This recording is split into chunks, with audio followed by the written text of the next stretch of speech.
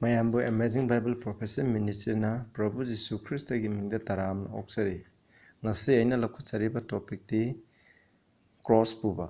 Isagi cross puba, bearing the cross Iba Sigi Madam the Equini Naminasi, Masiam Maruoi, Madam the Christianam Oidiba Equi Kuding Manan. I quake cross no Kudingi Pudun Sakadabani, Habsini, Masigi Madam the Equikarana Naminasi, Ahan Bada, shoulder patanatosi. Sargada laiba ingam ngamba ipa ishor na kwaini alitan tagasari nasi ekoina prabuna ma masagi cross pudana ipa ishor cross ta pangting duna sipiki adugumna ekoi chu mahaki matung ileba ekoi kuding nasu ekoi isai gi cross pugadabani haiba asigi maramda ekoina ngasi tamgadawri isai gi cross karino haibse ekoina tamba sidana na pap tan view bible degi Pasna Kambang view, Tari Bukudim Mutusana Borpina view, aiding Amukudima, Naki and Bigi Matung in a Waibangaman view, Prabhu Jisu Christa giving the Kurumjari. Amen. Koi Bible lesson say Matthew 16:24, that's high. Then said Jesus unto his disciple, Prabhu Jisu Christa Namakis a boxing haki, Kana Kumbana Aigi Tung Ilagati. Let him deny himself. Masana Masabu Yadasanu Jazadasanu and take up his cross and follow me. Maki cross of Puraka Ayi Tung Ila Uhai. Masina Matthew 16:24. Amuk Yamunasi Luke 9:23. He said unto them all, If any man will come after me, Kanagumna Ayi Tung Ila Abadi, let him deny himself. Mamasama Puyazadasanu and take up his cross daily and follow me. Maki cross ato numit kudingi puduna aigi itung ila ana masida hari. Ko yengse cross pupa masana masabu yada vibes karino ai phajna explain tawjara ke yengna se amu Mark 10:21 da sumna hai. Prabhu Jesu Krishna by Jesus beholding him love him mabu ubda young ruler amada mangna haibani ubda hai said unto him, one thing thou lackest nangi awat pa amalai hai. Go thy way, Nangi Lambito Salo, sell whatsoever thou hast. Nang na labor kuding yolo, give to the poor, lie in the pew, and thou shalt have treasure in heaven. Aduga sargada nahakila lagini, and come, take up the cross and follow me. Lao, Nangi cross the puraga, itungi lau hai. Masina yang ruler amana Prabhu Jisu Christa arang kubam pangi haidi kari taugani heaven. Adumatanda. Wari sanai show ya thang na hai mana loinga hai adoi thare phare nang mapung phare haragadi nangi awhat pam lai madude chalo nangi lairiba adu yolo adu ko lairiba singda mateng pangu haibne masina Matthew 10:21 koina pakhraba text ng asidiki koina khangi madudi Prabhu Jesu Christa gi koina matung inge haiba tarbadi koina sida numit khudingi ekoi isabu yadaba tai self denial haibase ekhoi na leibatai aduga numit khudingi ekhoi cross puraga Prabhu ki matung Prabhu da salamba khongthang adugi matung ina ekhoi na chatkadabani hai masida self denial haibase ka cross haibase matang khudingda loina duna laikadaba posak amani ahambada self denial haibase karino ekhoi yengmina si self denial haibati ekhoi gi mioi haibase papta thakraba ekhoi tayang panda ipadana pap tawguna maram oiduna Magi matungina pata thakrapa khudima ekhoi hakchangda lower nature have the sinful nature habati natraga ekhoi gi flesh ekhoi gi hakchangi aningba apamba tawbase masi leba ekhoi hakchangi matungina hingbase masibuni ekhoina masi hakchangi matungina hingdabase masibuni ekhoina self denial ena harise Galatians 5:24 da hai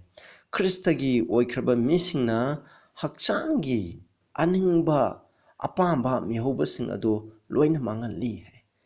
Galatians 5:24 aduga Romans 8:13 hai maramdi nakoina hakchangi matung ina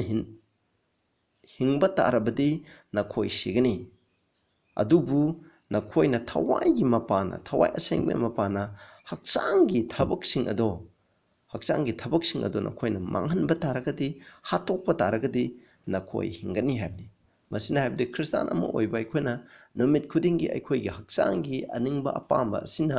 ꯏꯁꯣꯔꯒꯤ ꯊꯋꯥꯏ ꯑꯁꯦꯡꯕꯅ ꯍꯥꯏꯕꯤꯕ ꯏꯁꯣꯔꯒꯤ ꯑꯅꯤꯡꯕ ꯑꯄꯥꯝꯕ ꯑꯗꯨꯒꯤ ꯃꯇꯨꯡ ꯏꯟꯅ ꯆꯠꯅꯤꯡꯉꯥꯏꯒꯤ ꯂꯝꯕꯤꯗ ꯄ꯭ꯔꯚꯨ ꯖꯤꯁꯨ ꯈ꯭ꯔꯤꯁꯇꯅ ꯆꯠꯂꯝꯕ ꯂꯝꯕꯤ ꯑꯗꯨꯗ ꯆꯠꯅꯤꯡꯉꯥꯏꯒꯤ ꯑꯌꯦꯠꯄ ꯑꯊꯤꯡꯕ ꯄꯤꯔꯛꯑꯦꯕ ꯃꯤꯠꯅ ꯌꯦꯡꯍꯩꯗꯕ ꯌꯦꯡꯍꯟꯅꯤꯡꯉꯤ ꯆꯤꯟꯅ ꯉꯥꯡꯍꯩꯗꯕ ꯉꯥꯡꯉꯛꯏ ꯋꯥꯈꯜꯅ ꯈꯜꯂꯩꯗꯕ ꯋꯥꯈꯜ ꯈꯜꯂꯛꯏ ꯑꯗꯨꯅ ꯑꯁꯤꯒꯨꯝꯕ ꯐꯠꯇꯕ ꯋꯥꯈꯜ ꯑꯩꯈꯣꯏꯅ ꯇꯥꯍꯩꯗꯕ ꯀꯌꯥ ꯇꯥꯅꯤꯡꯉꯛꯑꯦꯕ ꯍꯛꯆꯥꯡꯒꯤ ꯃꯇꯨꯡ ꯏꯟꯅ ꯆꯠꯂꯛꯑꯦꯕ ꯑꯗꯨ ꯆꯠꯄ ꯇꯥꯔꯒꯗꯤ ꯑꯩꯈꯣꯏ ꯈ꯭ꯔꯤꯁꯇꯥꯟ ꯅꯠꯇꯦ ꯑꯗꯣ ꯄ꯭ꯔꯚꯨꯅ ꯍꯥꯏꯕꯗꯤ ꯅꯈꯣꯏꯅ ꯑꯩꯒꯤ ꯏꯇꯨꯡ ꯏꯜꯂꯛꯀꯦ ꯍꯥꯏꯗꯤ ꯅꯈꯣꯏꯒꯤ ꯍꯛꯆꯥꯡꯒꯤ ꯑꯅꯤꯡꯕ ꯑꯄꯥꯝꯕꯗꯨꯒꯤ ꯃꯇꯨꯡ ꯏꯟꯅ ꯍꯤꯡꯕ ꯌꯥꯗꯦ ꯑꯩꯈꯣꯏ ꯀꯅꯥꯒꯤ ꯑꯅꯤꯡꯕ ꯑꯄꯥꯝꯕꯗꯨꯒꯤ ꯃꯇꯨꯡ ꯏꯟꯅ ꯍꯤꯡꯒꯅꯤ ꯄ꯭ꯔꯚꯨ ꯖꯤꯁꯨ ꯈ꯭ꯔꯤꯁꯇꯒꯤ ꯑꯅꯤꯡꯕ ꯑꯄꯥꯝꯕꯗꯨꯒꯤ ꯃꯇꯨꯡ ꯏꯟꯅ ꯍꯤꯡꯒꯗꯕꯅꯤ ꯄ꯭ꯔꯚꯨ ꯖꯤꯁꯨ ꯈ꯭ꯔꯤꯁꯇꯒꯤ ꯑꯅꯤꯡꯕ ꯑꯄꯥꯝꯕ ꯍꯥꯏꯕꯁꯦ ꯑꯩꯈꯣꯏꯅ ꯀꯃꯥꯏꯅ ꯈꯪꯒꯅꯤ ꯍꯥꯏꯕ ꯃꯇꯝꯗ ꯅꯨꯃꯤꯠ ꯈꯨꯗꯤꯡꯒꯤ ꯕꯥꯏꯕꯜ ꯄꯥꯔꯒ ꯕꯥꯏꯕꯜꯗ ꯍꯥꯏꯔꯤꯕ ꯕꯥꯏꯕꯜꯗ ꯐꯣꯡꯗꯣꯛꯂꯤꯕ ꯏꯁꯣꯔꯒꯤ ꯑꯅꯤꯡꯕ ꯑꯄꯥꯝꯕꯁꯦ ꯃꯁꯤꯒꯤ ꯃꯇꯨꯡ ꯏꯟꯅ ꯆꯠꯀꯗꯕꯅꯦꯕ ꯃꯁꯤ ꯑꯩꯈꯣꯏꯅ ꯅꯝꯕꯔ 1 ꯈ꯭ꯔꯤꯁꯇꯒꯤ ꯃꯇꯨꯡ ꯏꯟꯅ ꯆꯠꯄ ꯃꯤꯁꯤꯡ ꯑꯣꯏ ꯃꯊꯪꯗ ꯑꯩꯈꯣꯏꯅ ꯀ꯭ꯔꯣꯁ ꯑꯃꯨꯛ ꯌꯦꯡꯁꯤ ꯀ꯭ꯔꯣꯁ ꯍꯥꯏꯕꯁꯦ ꯀꯔꯤꯅꯣ ꯍꯥꯏꯕꯁꯤ ꯑꯩꯈꯣꯏꯅ ꯄꯥꯈ꯭ꯔꯕ ꯉꯁꯥꯏꯒꯤ ꯃꯍꯥꯛ 10ꯒꯤ 21ꯒꯤ ꯃꯇꯨꯡ ꯏꯟꯅ ꯅꯍꯥ ꯌꯪ ꯔꯨꯂꯔ ꯑꯗꯨꯗ ꯂꯩꯔꯤꯕ ꯃꯍꯥꯛꯀꯤ ꯀ꯭ꯔꯣꯁ ꯑꯁꯤ ꯀꯔꯤꯅꯣ ꯍꯥꯏꯕ ꯃꯇꯝꯗ ꯃꯍꯥꯛꯀꯤ ꯂꯟꯊꯨꯝ ꯌꯥꯝ ꯂꯩꯕꯁꯤꯅꯦꯕ ꯂꯟꯊꯨꯝ ꯌꯥꯝ ꯂꯩꯕꯁꯤꯅ ꯃꯔꯝ ꯑꯣꯏꯗꯨꯅ ꯃꯍꯥꯛꯅ ꯏꯁꯣꯔꯒꯤ ꯑꯆꯨꯝꯕ ꯂꯝꯕꯤ ꯆꯠꯄꯗ ꯃꯍꯥꯛ ꯂꯥꯏꯔꯕꯁꯤꯡꯗ ꯄꯤꯅꯤꯡꯗꯦ ꯃꯍꯥꯛꯇꯤ ꯏꯁꯣꯔ ꯅꯨꯡꯁꯤꯕꯗꯒꯤ ꯃꯍꯥꯛꯀꯤ ꯂꯟ ꯅꯨꯡꯁꯤꯕꯅ ꯍꯦꯜꯂꯦꯕ ꯑꯗꯨꯅ ꯄ꯭ꯔꯚꯨꯅ ꯈꯪꯉꯦꯕ ꯄ꯭ꯔꯚꯨꯅ ꯃꯉꯣꯟꯗ ꯍꯥꯏꯁꯦ ꯃꯉꯣꯟꯗ ꯑꯣꯏꯔꯤꯕ ꯀ꯭ꯔꯣꯁꯁꯦ ꯀꯩꯅꯣ ꯃꯥꯒꯤ ꯂꯟꯊꯨꯝꯗꯨꯅꯦꯕ ꯂꯟꯊꯨꯝꯗꯨꯅ ꯃꯔꯝ ꯑꯣꯏꯗꯨꯅ ꯊꯥꯗꯣꯛꯄ ꯉꯝꯗꯕꯗꯨꯅ ꯃꯔꯝ ꯑꯣꯏꯗꯨꯅ ꯃꯥꯅ ꯄ꯭ꯔꯚꯨꯒꯤ ꯃꯇꯨꯡ ꯏꯜꯂꯛꯈꯤꯗꯦꯕ ꯑꯗꯨꯒꯤ ꯃꯍꯥꯛꯀꯤ ꯊꯃꯣꯏ ꯋꯥꯏꯑꯦꯕ ꯑꯗꯨꯅ ꯏꯆꯤꯟ ꯏꯅꯥꯎꯁꯤꯡ ꯑꯩꯈꯣꯏꯅ ꯀ꯭ꯔꯣꯁ ꯍꯥꯏꯕꯁꯤ ꯀꯔꯤꯅꯣ ꯏꯁꯣꯔꯒꯤ ꯑꯅꯤꯡꯕ ꯑꯄꯥꯝꯕ ꯃꯇꯨꯡ ꯏꯟꯅ ꯕꯥꯏꯕꯜꯒꯤ ꯃꯇꯨꯡ ꯏꯟꯅ ꯄ꯭ꯔꯚꯨ ꯖꯤꯁꯨ ꯈ꯭ꯔꯤꯁꯇꯅ ꯆꯠꯂꯝꯕ ꯂꯝꯕꯤꯒꯤ ꯃꯇꯨꯡ ꯏꯟꯅ ꯆꯠꯅꯤꯡꯉꯥꯏꯒꯤ ꯂꯝꯕꯤ ꯑꯁꯤꯗ ꯃꯁꯤꯒꯤ ꯂꯝꯕꯤ ꯑꯁꯤꯗ ꯆꯠꯅꯤꯡꯉꯥꯏꯒꯤ ꯑꯩꯈꯣꯏꯗ ꯄꯤꯔꯛꯏꯕ ꯑꯌꯦꯠꯄ ꯑꯊꯤꯡꯕ ꯄꯨꯝꯅꯃꯛ ꯑꯁꯦ ꯅꯪ ꯑꯩꯒꯤ ꯀ꯭ꯔꯣꯁꯅꯦꯕ ꯃꯁꯤ ꯅꯨꯃꯤꯠ ꯈꯨꯗꯤꯡꯒꯤ ꯑꯩꯈꯣꯏꯅ ꯆꯠꯂꯤꯕ ꯈ꯭ꯔꯤꯁꯇꯥꯟ ꯑꯃꯒꯤ ꯄꯨꯟꯁꯤꯗ ꯅꯨꯃꯤꯠ ꯈꯨꯗꯤꯡꯒꯤ ꯃꯁꯤ ꯊꯦꯡꯅꯒꯅꯤ ꯃꯁꯤ ꯊꯦꯡꯅꯗ꯭ꯔꯤꯕ ꯃꯤꯗꯣ ꯑꯁꯦꯡꯕ ꯈ꯭ꯔꯤꯁꯇꯥꯟ ꯅꯠꯇꯦ ꯑꯗꯣ ꯍꯥꯏꯔꯤꯕ ꯊꯦꯡꯅꯔꯤꯕ ꯈꯨꯗꯤꯡꯃꯛ ꯄꯜ ꯈꯨꯗꯤꯡꯃꯛ ꯑꯗꯣ ꯅꯝꯈꯥꯏꯔꯒ ꯑꯩꯈꯣꯏ ꯆꯠꯀꯗꯕꯅꯦꯕ ꯃꯁꯤ ꯅꯝꯈꯥꯏꯔꯒ ꯆꯠꯄ ꯑꯁꯤꯕꯨ ꯑꯩꯈꯣꯏꯅ ꯀ꯭ꯔꯣꯁ ꯄꯨꯕ ꯍꯥꯏꯅ ꯑꯩꯈꯣꯏꯅ ꯈꯪꯅꯩ ꯃꯁꯤ ꯑꯩꯈꯣꯏꯅ ꯌꯦꯡꯒꯗꯕꯅꯦ ꯑꯩꯅ ꯑꯍꯥꯟꯕ ꯈ꯭ꯔꯤꯁꯇꯥꯟ ꯑꯣꯏꯔꯛꯄ ꯃꯇꯝꯗ ꯍꯤꯟꯗꯨ ꯃꯔꯛꯇ ꯂꯩꯕ ꯃꯩꯇꯩꯒꯤ ꯃꯔꯛꯇ ꯂꯩꯕ ꯑꯩꯈꯣꯏꯅ ꯑꯍꯥꯟꯕ ꯈ꯭ꯔꯤꯁꯇꯥꯟ ꯑꯣꯏꯔꯛꯄ ꯃꯇꯝꯗ ꯑꯩꯈꯣꯏꯒꯤ ꯀꯩꯔꯣꯜ ꯂꯩꯀꯥꯏꯗ ꯂꯩꯕ ꯃꯤꯁꯤꯡꯅ ꯅꯠꯇ꯭ꯔꯒ ꯑꯩꯈꯣꯏꯒꯤ ꯏꯃꯨꯡꯒꯤ ꯏꯃꯥ ꯏꯄꯥꯅ ꯑꯩꯈꯣꯏꯗ ꯍꯥꯏ ꯅꯪ ꯈ꯭ꯔꯤꯁꯇꯥꯟ ꯙꯔꯃ ꯆꯠꯄ ꯇꯥꯔꯗꯤ ꯆꯠꯄ ꯌꯥꯔꯣꯏ ꯅꯪ ꯆꯠꯄ ꯇꯥꯔꯗꯤ ꯏꯃꯨꯡꯗ ꯂꯩꯕ ꯌꯥꯔꯣꯏ ꯍꯧꯖꯤꯛꯇꯤ ꯈꯔ ꯐꯔꯦꯀꯣ ꯃꯃꯥꯡꯉꯩ ꯃꯇꯝꯗ ꯑꯍꯥꯟꯕ ꯈ꯭ꯔꯤꯁꯇꯥꯟ ꯙꯔꯃ ꯁꯟꯗꯣꯛꯄ ꯃꯇꯝꯗ ꯃꯤ ꯃꯌꯥꯝ ꯃꯃꯥꯡꯗ ꯄꯨꯒꯅꯤ ꯑꯗꯨꯒ ꯐꯨꯒꯅꯤ ꯆꯩꯒꯅꯤꯀꯣ ꯑꯩꯈꯣꯏ ꯂꯩꯀꯥꯏꯗꯒꯤ ꯇꯥꯟꯊꯣꯛꯀꯅꯤ ꯅꯈꯣꯏꯗꯤ ꯑꯃꯥꯡꯕ ꯖꯥꯠꯅꯤ ꯍꯥꯏꯕ ꯑꯁꯤꯒꯨꯝꯕ ꯃꯌꯥꯝ ꯑꯃ ꯑꯩꯈꯣꯏꯗ ꯙꯝꯀꯥ ꯇꯧꯔꯦꯕ ꯑꯀꯤꯕ ꯐꯥꯎꯍꯜꯂꯦꯕ ꯍꯧꯖꯤꯛꯁꯨ ꯊꯦꯡꯅꯔꯤ ꯀꯅꯥꯒꯨꯝ ꯃꯔꯝ ꯈꯔꯗꯤ ꯃꯨꯁꯂꯤꯝ ꯑꯃꯅ ꯍꯧꯖꯤꯛ ꯈ꯭ꯔꯤꯁꯇꯥꯟ ꯙꯔꯃ ꯍꯦꯛ ꯆꯪꯉꯛꯄ ꯃꯇꯝꯗ ꯃꯥ ꯏꯃꯨꯡꯅ ꯃꯌꯨꯝꯗꯒꯤ ꯇꯥꯟꯊꯣꯛꯀꯅꯤ ꯏꯟꯊꯣꯛꯀꯅꯦꯕ ꯑꯁꯨꯃꯥꯏꯅ ꯇꯧꯗꯅ ꯑꯩꯈꯣꯏꯒꯤ ꯃꯩꯇꯩ ꯃꯔꯛꯇꯁꯨ ꯍꯧꯖꯤꯛ ꯈꯔ ꯊꯣꯛꯂꯤꯕꯅꯤ ꯑꯁꯤꯒꯨꯝꯕ ꯑꯌꯦꯠꯄ ꯑꯊꯤꯡꯕ ꯄꯤꯔꯛꯏꯕꯁꯦ ꯄ꯭ꯔꯚꯨ ꯖꯤꯁꯨ ꯈ꯭ꯔꯤꯁꯇꯒꯤ ꯃꯇꯨꯡ ꯏꯟꯗꯨꯅ ꯆꯠꯅꯤꯡꯉꯥꯏꯒꯤꯗꯃꯛ ꯄ꯭ꯔꯚꯨ ꯖꯤꯁꯨ ꯈ꯭ꯔꯤꯁꯇꯕꯨ ꯀꯟꯕꯤ ꯃꯄꯨꯅ ꯍꯥꯏꯅ ꯂꯧꯁꯤꯜꯂꯒ ꯃꯍꯥꯛꯀꯤ ꯃꯇꯨꯡ ꯏꯟꯅ ꯆꯠꯅꯤꯡꯉꯥꯏꯒꯤꯗꯃꯛ ꯃꯁꯤꯗ ꯄꯤꯔꯛꯏꯕ ꯑꯌꯦꯠꯄ ꯑꯊꯤꯡꯕ ꯈꯨꯗꯤꯡꯃꯛꯁꯦ ꯃꯁꯤ ꯀ꯭ꯔꯣꯁꯅꯦꯕ ꯃꯁꯤ ꯑꯩꯈꯣꯏꯅ ꯀꯥꯎꯒꯨꯝꯁꯤ ꯍꯥꯏꯕꯁꯤꯅꯤ ꯃꯁꯤꯅꯤ ꯑꯗꯨꯒ ꯑꯩꯈꯣꯏꯅ ꯃꯦꯊ꯭ꯌꯨ 10:22ꯗꯁꯨ ꯍꯥꯏꯈ꯭ꯔꯕꯅꯤ ꯄ꯭ꯔꯚꯨ ꯖꯤꯁꯨ ꯈ꯭ꯔꯤꯁꯇꯒꯤ ꯃꯔꯝꯒꯤꯗꯃꯛ ꯑꯩꯈꯣꯏꯁꯦ ꯃꯤꯄꯨꯝ ꯈꯨꯗꯤꯡꯃꯛꯅ ꯇꯨꯀꯠꯆꯒꯅꯤ ꯍꯥꯏꯕꯅꯤ ꯑꯗꯨꯅ ꯏꯆꯤꯟ ꯏꯅꯥꯎꯁ ꯀꯩꯔꯣꯜ ꯂꯩꯀꯥꯏꯗ ꯂꯩꯕ ꯃꯤꯁꯤꯅ ꯑꯩꯈꯣꯏ ꯇꯨꯀꯠꯆꯕ ꯌꯥꯏ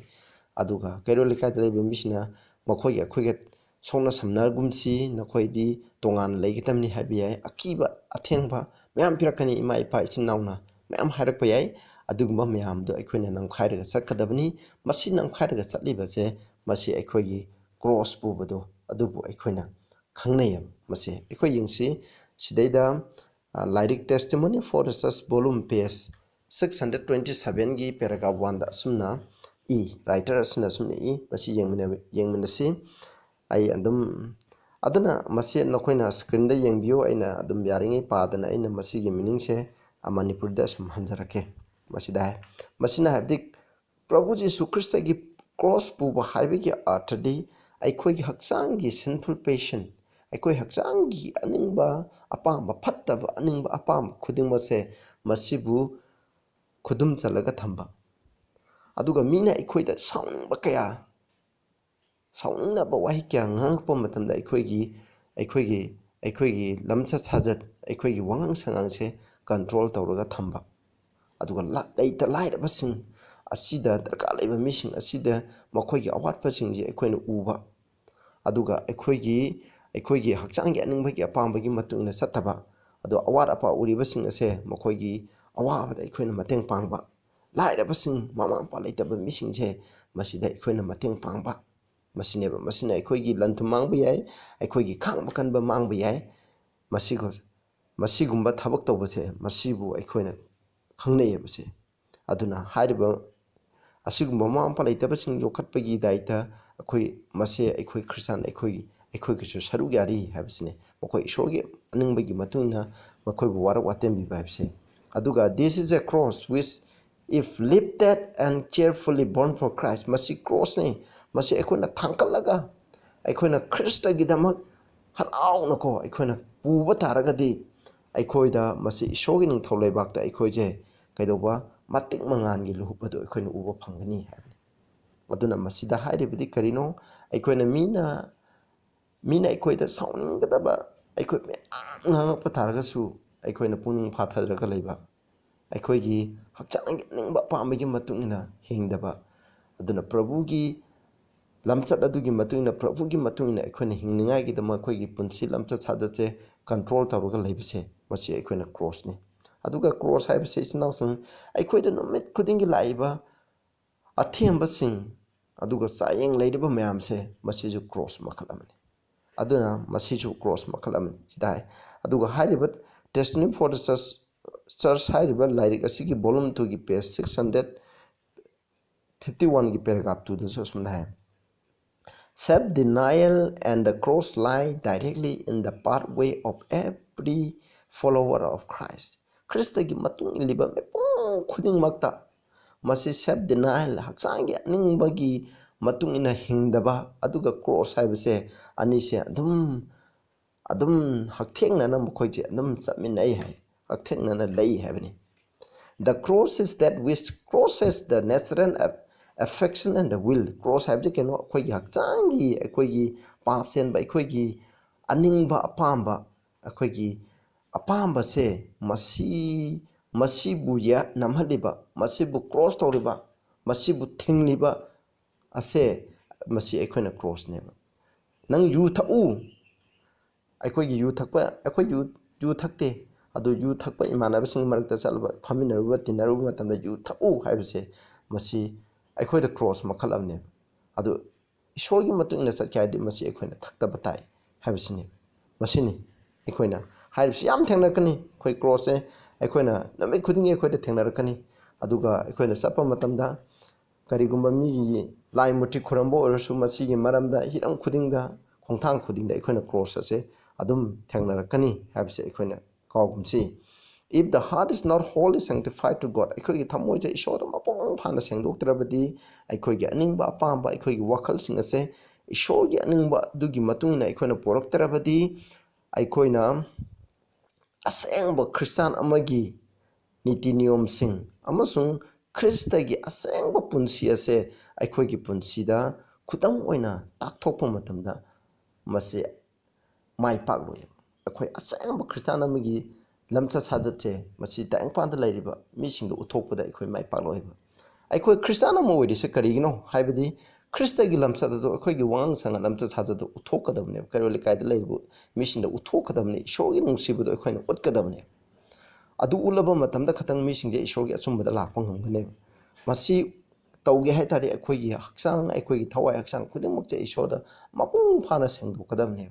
haibadi ishorgi apa ishona ningdaba ishona pamdabado akhoi na tawroidabani haibase masini aduga review haran hairiba akhoi na periodical asigi May 18 1905 ki paragraph 7 da su asumna hai akhoi gi namit khudingi akhoi gi imangda akhoi na pugadaba cross ama lai hai ko a cross for us to take up hai akhoi na phangakadaba aduna we can never be one with Christ until we have lifted the cross aikoina cross aikoina pugadaba cross aikoina thangkatri makhaidi aikoi Christaga amatu oiba ngamoi habi asna masida hai cross he masina it may be the cross of confession aikoina pap haidok sabasi oibe aduga aikoina pungning hongba aduna cross of humiliation nolukpa khoidan apal leibeje masigi mota khoidan nolukpa tamgadabani habse akhoi cross oibe yai. But whatever it may be, let us remember that in lifting it, we are one with Christ. Adubu aikoina cross isagi cross aikoina thangatba matamda Kristana aikoigi loinabi. Aikoina thangatringedi Kristana aikoida loinaroi. Kristaga loinana aikoina cross ilalaina puraga satpa ngamgani. Khoi yengse Prabhu Yesu Kristana pukhiba cross ma na tayang pandalai aikoigi damak ma siramdaigi pailana sibagi dandi pire piba matamda mongonda mabu pang tingduna hat kadaba cross ado mongonda puhale. Hoi kanaguma Roman Catholic sina usinde cross pu bairaga mokoina cross ado saraga mokoigi mangakte yale. Masidi literal oina lawune masidi yam lale. Prabhu na tapiri basidi masinate aduna mokoina cross to pui adumaina puyena khale maduna te isna usang. Prabhu na ikhoigi damo puriba cross ti nang aigi damak si saitana ko nang aigi damak gas money to humangi mota I taduna haije maduda haibse kaino saitana siganu nang na siraga sukari sukana roi haibne yengu cross nangi bu hat kaduba meyam asigi marakta nangbu na dagi takpi leiba meyam asigi marakta nangbu nongnaba phagi to nangi achumbaji indaba ngaktani aduna kari sukana roi haina asamaina mana insan bang ngaktaneba aduna Calvary da sumana aroiba matam da sumana prathana tawrisini madubo paisho ai yaning budi ojoro nang yaning bo oyana masineba isho yaning bada ma ke aning budu matung da satleba aduna ma asuki mate awaba nang khe koiju Prabhu Yesu Christ ki matung inba matam da koiju awaba nang gadabni haibase koina kawgumse maduni aduna aikoina cross purugum puba haibasina aikoina Prabhu Yesu Christ ki lamsa sajatase aikoina saruk yabane mahana aikoigi dama awaba kyamarum nangki aikoina phangadaba aikoina ikaibudo mahana lobiki aikoina pugadaba papi dandi ado mahana pubiki aduki damang mahana my God why hast thou forsaken me aroibada mahana je ishona papo asomatik tukuse aduna mahana puriba mahana sidibse papi aikoina pugadaba papi dandini aduna mahana siba asina maram oidana mahana mongfamdagi phawba mahana hinkatla oi papa sina haibigi asa phawba mahana ugidamni adu matamda mana roibda da mahana haibni ipa isho nang aibu karigi thadok pibno haibni matam khara ko mahana cross ta leiba matamda ipa gi nungsiba maset ama phawba mahana ubu phangide sinawsing karigino masi papi ekhoina phangadabda mahana pubane masi ekhoina kaun aduna masi karigidamaktano haiba matamde nang aina tawkhiba pabado aduna mahakpu anaba phang nanghanbane aduna ekoiju ekoigi cross haibidi ishorgi ekoigi arang khubamse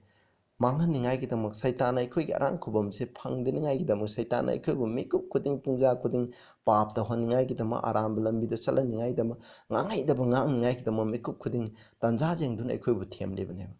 asiguma athema khuding ma ase namkhaibase basi ekoina koi isagi cross ado pubuneba Sons and Daughters of God hairiba lairi asigi page 247 ki paragraph 6 ta hai aikoina aikoigi cross se thangalaga pugadamni thangalaga thangatkadabni aduga Christ gi matung ingadabni kanagumba ishogi cross ado thangkaliba makoi aduna phang makoina cross ado thangalpa matamda aduga cross aduna makoi busu thangkatpigini haibni aikoina cross to thangkap tarde aikoida ayat athingba laiba khudimakse aikoina ko namkhairaga satpa matamda aduga hairiba cross asina aikoibu among thangatpini giving them fortitude and courage masina aikoida ko akoina mingchen khangba aduga aikoida thauna da pirakaneba pointing them to the lamb of God masina Prabhu Jesu Christ ta point tawne nang aigidam Prabhu Jesu Christ na awaba nangki habise masina cross asina aikoibu ningsingani Prabhu Jesu na aikoigi pap ado pubi khibani habise aikoina kawgumsi aikoi aduga aikoina cross puba habise ga aikoina Christ gi potpu puba habise ga samane sina Matthew 11 gi 28 to 30 daimne awaba polum puriba missing la o aina na khoida pathan bini aikoida puriba awaba polum di pap ki polum ne pap to ngai gi saitana mi ku kuding gi themleba pap ki polum asini hairiba polum ase aikoina Christ ta pigadamne aduga aigi popu se na khoigi nareng banda tholu habini aikoina san khoiding amatan sangi mareng banda aikoina popu thonge popu asigi mapana langkhon do irai lain khoibi aduna aikoiju aikoida popu do thonglaga aikoida laiba athemba khuding ma se aikoina loina mayong na bi yagani Kristana aingon de gi tamu aidi thamoi tappi